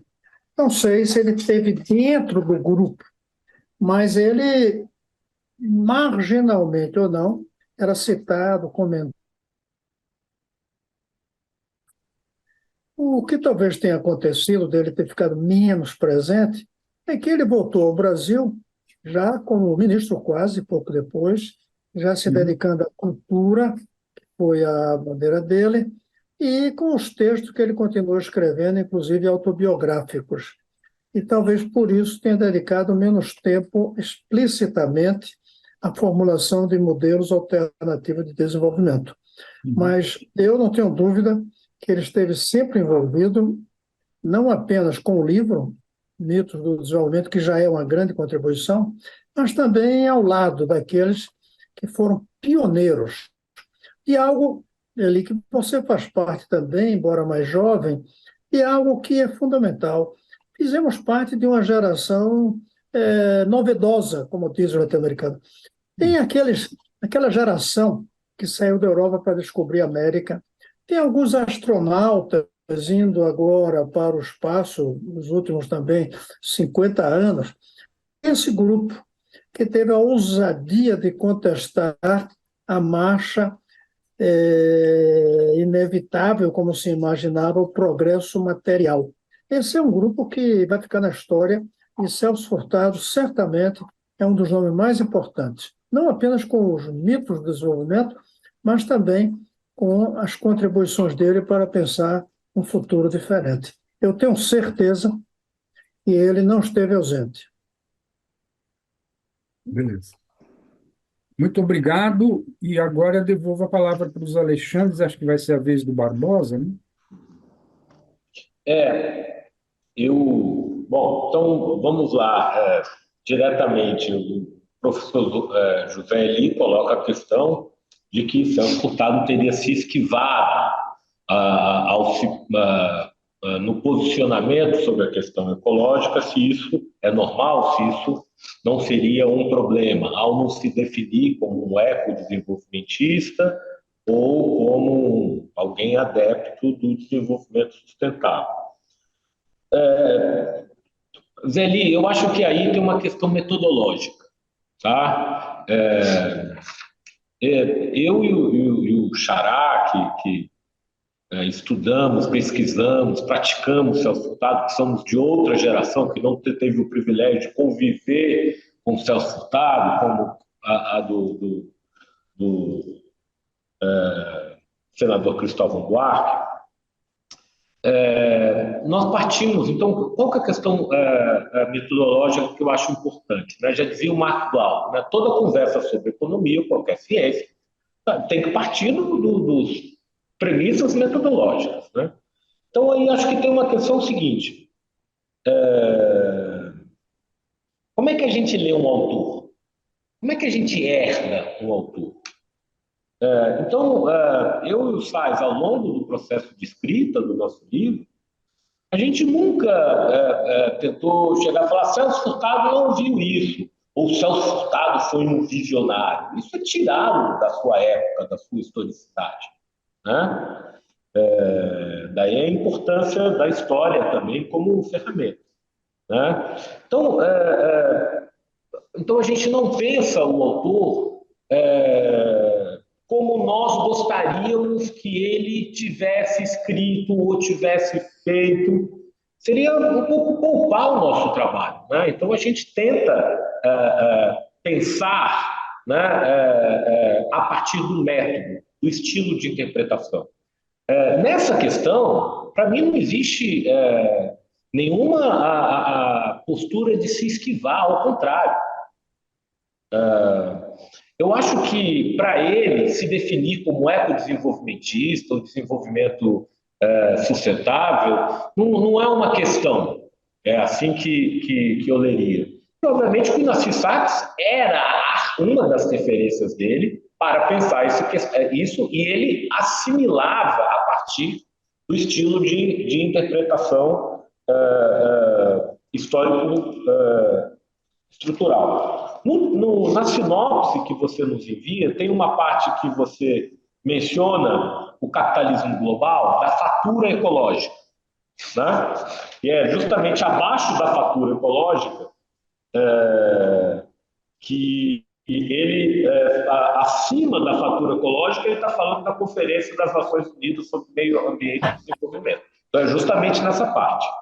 A discussão do Celso Furtado é sobre modelos de desenvolvimento e como eu posso pensá-los a partir da totalidade centro-periferia. Eu mudo a página e ele fala: a partir dessas ideias é possível desenhar um modelo de desenvolvimento a ser progressivamente implantado no próximo século.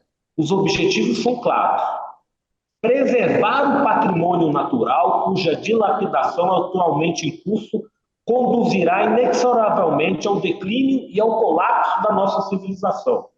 Liberar a criatividade da lógica de meios, acumulação econômica e poder militar, a fim de que ela possa servir ao pleno desenvolvimento dos seres humanos concebidos como um fim, portadores de valores inalienáveis. Então, aqui, esse autor, ele assimila essa questão, e o que é interessante, como ele não é apenas um economista, como é que vai ser a maneira de ele assimilar essa questão? Em determinado momento da obra do... Estou esperando ele. Em determinado momento da sua obra, o Celso Furtado vai fazer uma distinção entre explicação e compreensão. A explicação ele coloca os economistas convencionais, neoclássicos. Eles explicam a partir do enxugamento de variáveis porções da realidade. Qual é o objetivo dele? É compreender a partir das totalidades que podem permitir novos consensos e alternativas utópicas. Então, para ele, não é importante se definir. Está claro o compromisso da mudança de modelo de desenvolvimento e que isso passa pela clivagem centro-periferia. Nos livros dele, A Construção Interrompida e o Capitalismo Global, ele está percebendo a ascensão chinesa. Eu cheguei a escrever um artigo sobre Celso Furtado, a ascensão chinesa e a complexificação do sistema centro-periferia. E eu te diria, a partir da sua questão, acho que era no início da nossa conversa, de que se não tem desenvolvimento, se o mito do desenvolvimento, o que é a China? A China reproduz no seu território a problemática desenvolvimento e subdesenvolvimento. Mas ela também, como está no Criatividade, se eu escutar no Criatividade, tem uma passagem fabulosa que os economistas neoclássicos deviam ler. Ele fala: desenvolvimento não está associado, ou desenvolvimento aí no sentido mais econômico, apenas à ampliação do mercado interno. Se eu não atuo na mudança das relações de dependência no plano internacional, eu não vou a lugar nenhum. Então a batalha é aqui dentro e lá fora. E você que é estudioso do tema, passo a palavra para ti, para o debate hoje, que você conhece melhor do que ninguém, sobre as novas cadeias produtivas relacionadas aos bens ambientais. Aí tem várias definições. São comandadas por quem? Onde está sendo concentrada as atividades poluidoras ou as atividades que concentram a exploração de mão de obra? Onde estão surgindo essas novas cadeias produtivas globais? E agora nós temos um momento em que o Brasil, como diz o embaixador Rubens Recupero, pode se posicionar como uma potência ambiental, pelo seu papel na estrutura geopolítica.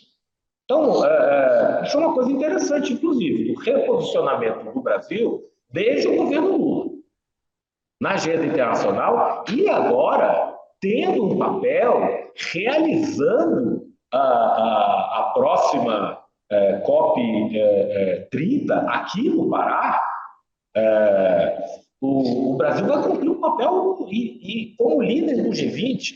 Então, essa era uma situação que o Celso Furtado nunca viu, essa projeção do Brasil na agenda política internacional, ainda que, se a gente for olhar na inserção econômica internacional, muita gente fala de reprimarização, ou se a gente olha, nós temos um superávit comercial de quase 100 bilhões de dólares, uma boa parte disso é commodity. A gente tem um déficit em todos os bens tecnológicos. Se a gente vai ver as cadeias eólicas e de energia solar, é tudo importado da China, que é a vanguarda. Você me corrige se eu estiver errado. Então, veja bem, nós estamos falando de um autor que nos auxilia a entender a questão ecológica do antropoceno, do capitaloceno, seja lá qual termo a gente utiliza, hoje, a partir do seu estilo de interpretação, que pode ser aprimorado, inclusive incorporando novas teorias, novos esquemas analíticos.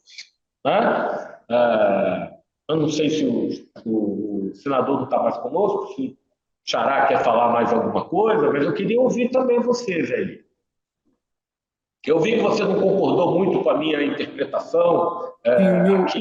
Eu não estou aqui para concordar ou discordar, eu estou querendo buscar o máximo possível de elementos.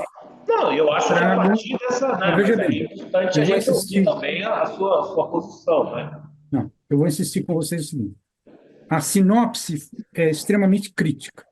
Sim. E termina dizendo: o objetivo do evento é trazer o máximo possível de evidências que contrariem essa interpretação. Sim, esperamos ter contribuído. Então, ele vai ficar aqui como um documento. Ele vai ficar como um documento, esse vídeo vai ficar como um documento daquilo que vocês que estão estudando tanto puderam apresentar. Não cabe a mim dizer para vocês se eu concordo ou discordo. E eu vou dizer, a única coisa que eu vou dizer é que esse vídeo será, para mim, uma fonte importantíssima. Fantástico. Quando eu estiver falando do assunto, eu vou remeter os leitores ao vídeo. Fantástico. Para evitar de ficar me prolongando. Mas, enfim, eu tinha planejado passar a palavra para o Alexandre Sais. Acho que agora vai o Sais e depois você, termina. Quero só deixar registrado que eu e o Sais não somos defensores do Celso Furtado, a gente não tem autoridade para falar em nome do Celso Furtado. A gente é estudioso, pesquisador da obra e praticante desse estilo de interpretação que tem o Celso Furtado como uma das referências basilares em vários outros autores brasileiros e internacionais. Então, só deixar, Estava- acho que é importante estava- fazer essa. Isso estava entendido quando a gente convidou vocês. Alexandre Sais, por favor, a sua vez. Em seguida, eu espero que sobe tempo para o Cristóvão poder fazer mais alguma intervenção. Tá, não, eu acho que sendo muito breve, nessa trajetória do Furtado nos anos 70, quer dizer, quando ele chega no mito, eu acho que é o momento em que ele está, de fato, tem que fazer essa virada na trajetória dele, enfim, abrir portas para um novo modelo de desenvolvimento, como foi falado. Eu acho que tem um outro elemento que a gente abordou pouco, mas que é um elemento assim, muito relevante da leitura do Furtado para esse contexto do final dos anos 70, que aí não aparece no mito, mas se evidencia no Criatividade e Dependência de 4 anos depois, de 78, é da profunda transformação da estrutura produtiva internacional. Então, aquilo que era característica da heterogeneidade da estrutura econômico-social da periferia, ele começa a mostrar que isso também vai se tornando cada vez mais uma tendência para o centro. E isso quer dizer, um argumento dele tem a ver com a saída das empresas multinacionais para a produção, por exemplo, nos países asiáticos. E aquilo que era um instrumento assim, do modelo de desenvolvimento em que você tem a relação entre capital e trabalho com um certo equilíbrio nas economias centrais, quer dizer, os sindicatos, os trabalhadores vão perder muito poder quando essas empresas, indústrias vão se deslocar para a periferia. Então, aí o Furtado traz um outro componente, que a gente está falando que tem um componente ambiental que está implícito ou explícito em 74, permanece no argumento até o final dos anos 90. O outro argumento que eu queria chamar a atenção é que ele também vai destacar que aquilo que era uma condição típica da periferia, que é essa heterogeneidade da estrutura econômico-social, isso vai começar também a afetar o centro. E isso é super interessante porque mostra um pouco a característica das economias centrais dos anos, é claro que com uma violência muito menor do que a existente nos países, por exemplo, latino-americanos, periféricos, mas há também uma crescente transformação da estrutura social dos países centrais com ampliação da desigualdade. Né? Acho que isso vai ficando muito claro, dos 80 para os 90, é um grande tema hoje. Né? Então, aqui eu acho que surgem as duas questões que, da análise da conjuntura que o Furtado faz já nos anos 70, que me parece que são dois instrumentos muito fortes do debate contemporâneo, que é a questão da desigualdade, heterogeneidade que já não é mais uma característica da periferia, e a questão ambiental como esses limites do crescimento, o que impõe, de novo, eu acho que o projeto que é um projeto muito revolucionário, no sentido, o Furtado sempre disputando dentro dos instrumentos democráticos, das reformas, mas eu acho que apontando na necessidade de transformação de uma sociedade de uma forma muito diversa daquilo que a gente vem produzindo. Um pouco, se a gente caminhar na direção que vamos hoje, não tem muito futuro. Então, a gente precisa, de fato, construir algo novo. Eu acho que, quer dizer, não é o projeto socialista, né, como muitos defenderam, né, e polarizaram com o Furtado nos anos 70, mas ele está abrindo portas para algo muito diferente também, que precisava ser reconstruído.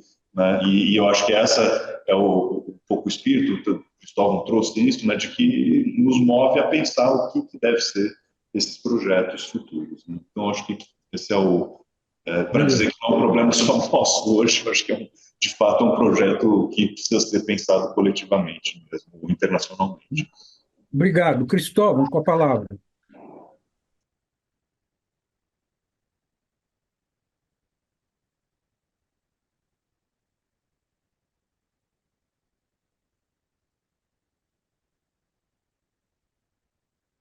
E agora, está ouvindo? Agora sim. Agora sim. Ótimo, desculpe aí. Bem, eu primeiro quero parabenizar ele que 50 anos depois nós estejamos aqui debatendo esse livro. Pequeno, um livro pequeno. E quero fazer uma proposta que eu acho que você é a pessoa que poderia ajudar nisso. Vamos escrever com diversas pessoas, inclusive os dois Alexandres, os próximos 50 anos do desenvolvimento. E tudo bem, o Celso desmontou o mito, foi um dos. E o que é que a gente vai pôr no lugar deste mito? Sustentável? Ou nós somos capazes de formular alguma palavra nova que indique a evolução dos seres humanos em direção ao bem-estar, à harmonia entre eles, seres humanos, e a harmonia deles com a natureza? Fica aqui esse meu desafio para você, tentar formular um conjunto de artigos sobre mito do desenvolvimento de Celso Furtado, os próximos 50 anos. Lembre-se que você citou o nome, eu diria que é o que é mais esquecido do grupo que fez o Limites ao Crescimento do Clube de Roma, e ele escreveu um livro 50 anos depois. Jung Hanna. Como é que chama? Eu tenho esse livro. Jung Hanna. Mas o dele foi uma análise dos 50 anos. Eu estou propondo uma coisa mais ousada. É os próximos 50. Se 50 anos na frente parece uma loucura, a gente pode botar os 10, os 20, os 30, ou então as próximas décadas, de uma maneira mais ambígua e que nos protege de camisa de força. Fica aqui a minha sugestão e agradecendo muito a você e a todos, os dois Alexandres, pela participação nessa tarde. Foi um bom debate e o Celso Furtado gostaria de estar assistindo esse debate em relação às ideias dele tanto tempo depois. Valeu, gente. Um abraço para cada um. Assistindo, não, ele estaria atualizando É verdade. as ideias dele. Ainda temos uns minutos, então, se vocês, Alexandre, tiverem aí alguma coisa a acrescentar, que não tenha ficado. Eu tenho uma observação só, mas ela é secundária. Então, se vocês tiverem o que dizer aí, por favor. Se quiserem acrescentar alguma coisa. Queremos te ouvir, Zé Li. Não, eu só, aproveitando que você citou, inclusive, Barbosa, a questão, essa ideia da fatura ecológica, né? Na passagem em que ele se refere a essa expressão era muito usada para dizer que a responsabilidade pela questão em que a gente se encontrava era dos países que, enfim, do norte, o que a gente hoje chama de norte global. E isso foi uma coisa absolutamente superada, principalmente com a questão do aquecimento global, né? Antes da questão do aquecimento global começar a ser encaminhada, um absurdo, a maneira como... Enfim, foi um erro tremendo a Convenção do Clima, do jeito que ela foi redigida, e isso causou um prejuízo tremendo em termos de tempo aí para soluções. Mas uma das coisas que no processo aconteceu foi que acabou essa história de que os países periféricos diziam, não, nós não temos nada a ver com isso, a fatura é de vocês. E eu me pergunto, e aí se vocês tiverem elementos vai ajudar muito, se o Celso não, ainda nos anos 90, tal, ainda não pensava dessa forma, de que a responsabilidade era deles.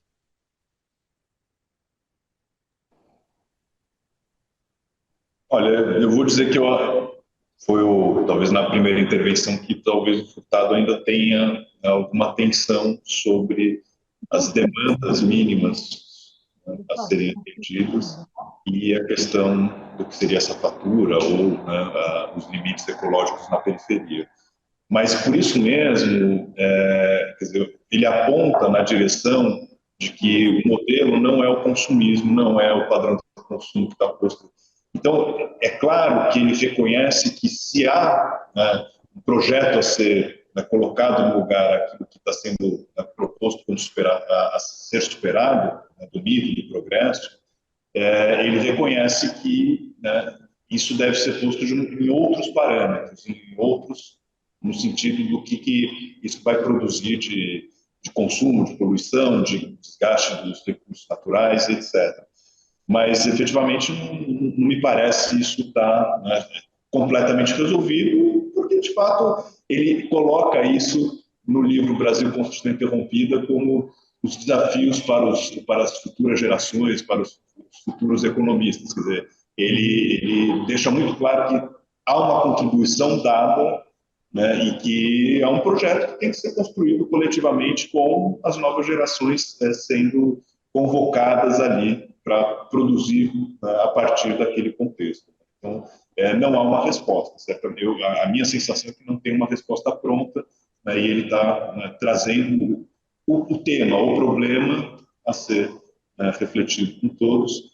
E aí já aproveito para também encerrar aqui minha participação, deixando, né, um grande abraço ao Gustavo Buarque, uma satisfação estar aqui com ele no debate, e também um agradecimento especial ao Zé Eli aí pelo convite, né, e estar aqui sempre com o nosso xará, sempre uma satisfação também.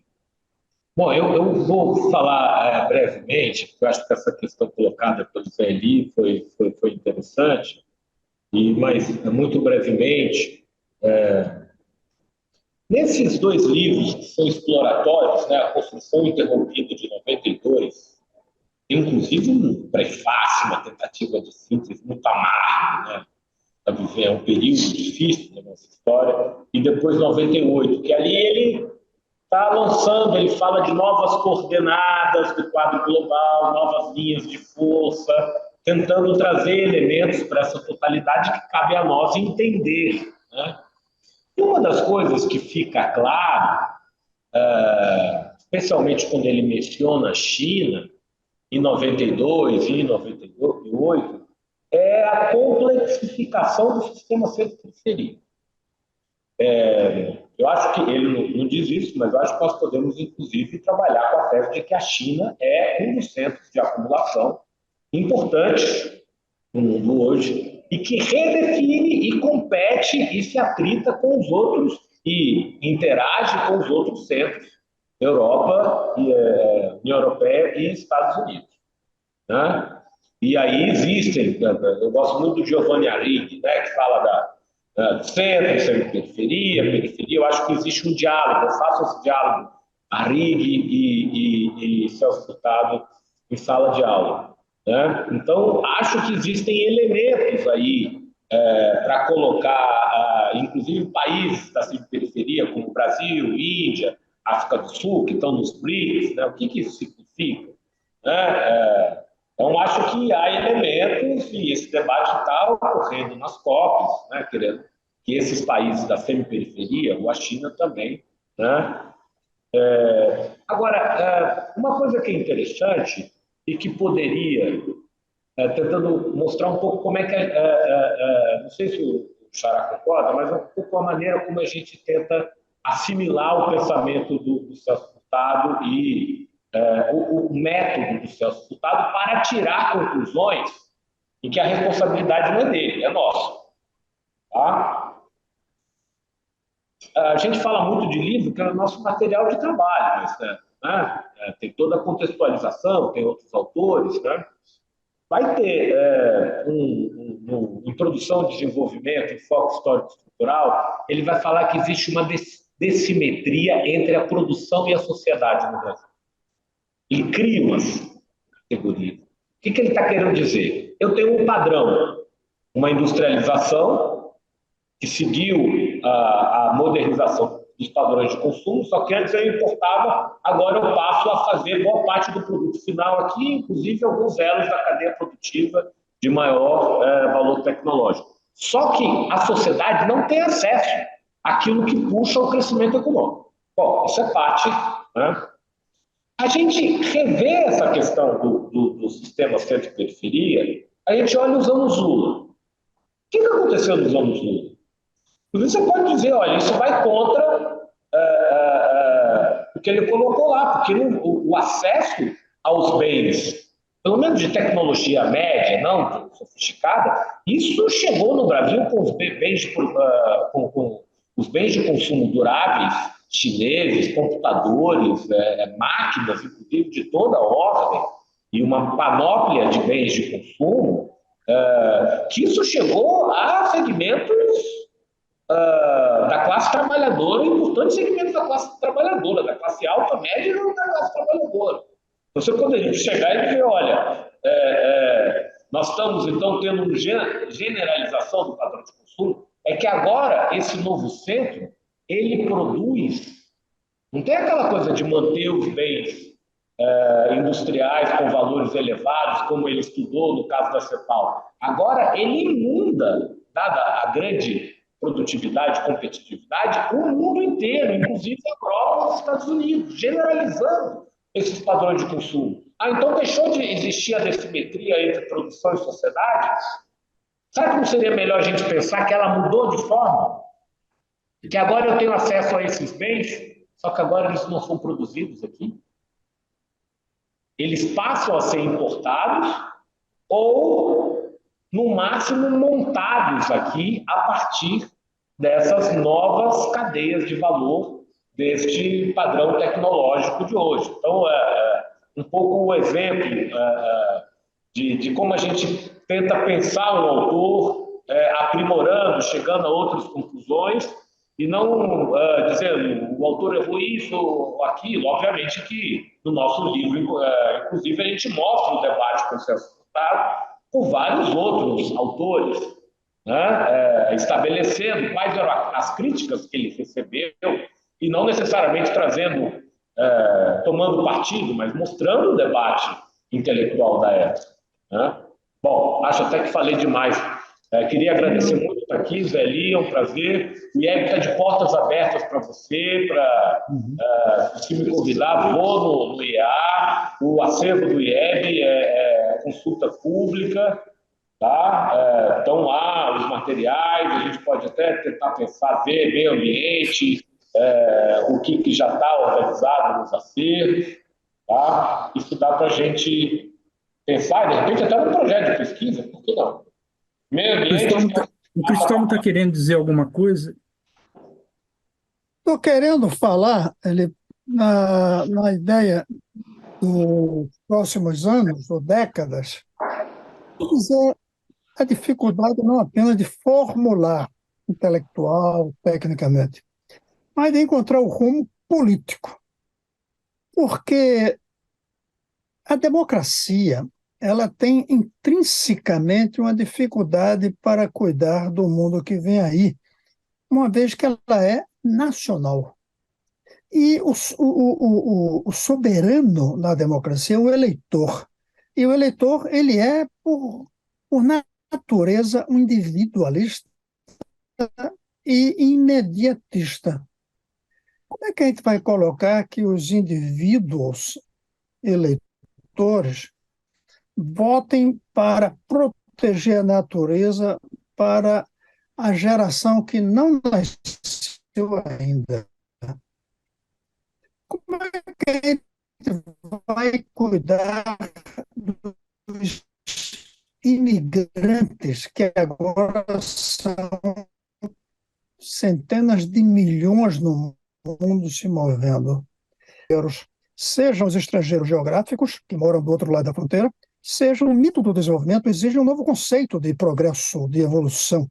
E esse novo progresso vai ter que deixar de ter uma visão nacional e ter uma visão planetária. Como fazer isso na democracia? Óbvio que no autoritarismo não vai se fazer. Mas como ajustar a democracia para levar em conta a humanidade? A humanidade não vota, é um conceito.